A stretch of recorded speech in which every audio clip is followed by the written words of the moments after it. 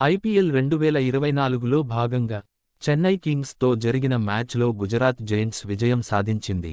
35 పరుగుల తేడాతో గెలుపొందింది.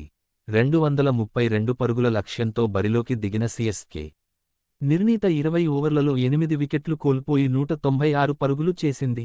చెన్నై బ్యాటింగ్లో డారిల్ మిచెల్ అత్యధికంగా 63 పరుగులతో రాణించాడు. ఆ తర్వాత మొయిన్ అలీ 56 రన్స్ చేశాడు. సీఎస్కే బ్యాటింగ్లో ఆరంభంలోనే 3 వికెట్లు కోల్పోయి కష్టాల్లో పడింది.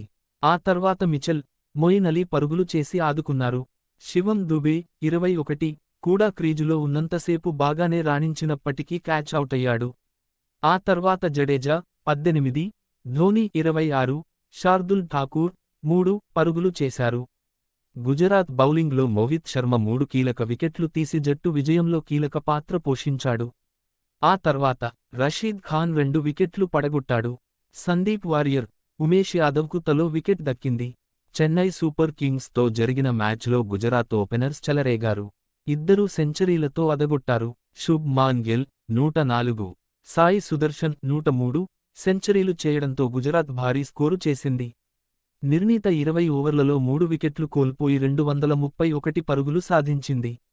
చెన్నై సూపర్ కింగ్స్ ముందు 232 పరుగుల భారీ లక్ష్యాన్ని ఉంచింది. గిల్, సుదర్శన్ బ్యాటింగ్లో ఒకరికొకరు పోటాపోటీగా రన్స్ చేస్తూ వచ్చారు.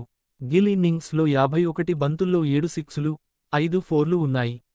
సుదర్శన్ ఇన్నింగ్స్లో 6 సిక్సులు, 9 ఫోర్లు ఉన్నాయి. ఇదిలా ఉంటే ఐపీఎల్లో గిల్కు ఇది 4వ సెంచరీ కావడం విశేషం. కాగా ఈ ఇద్దరి వికెట్లు తీయడంలో చెన్నై బౌలర్లు విఫలమయ్యారు. ఆ తర్వాత వచ్చిన గుజరాత్ బ్యాటింగ్లో డేవిడ్ మిల్లర్ 16, షారూక్ ఖాన్ 2 పరుగులు చేశారు. కాగా చెన్నై బౌలర్లలో తుషార్ దేశ్ పాండే ఒక్కడే 2 వికెట్లు సాధించాడు. మిగతా బౌలర్లు పరుగులు తప్ప వికెట్లు తీయడంలో విఫలమయ్యారు. అత్యధికంగా సిమర్జీత్ సింగ్ 4 ఓవర్లు బౌలింగ్ వేసి 60 పరుగులు సమర్పించుకున్నాడు. ఆ తర్వాత డేరిల్ మిచెల్ 4 ఓవర్లలో 52 పరుగులిచ్చాడు.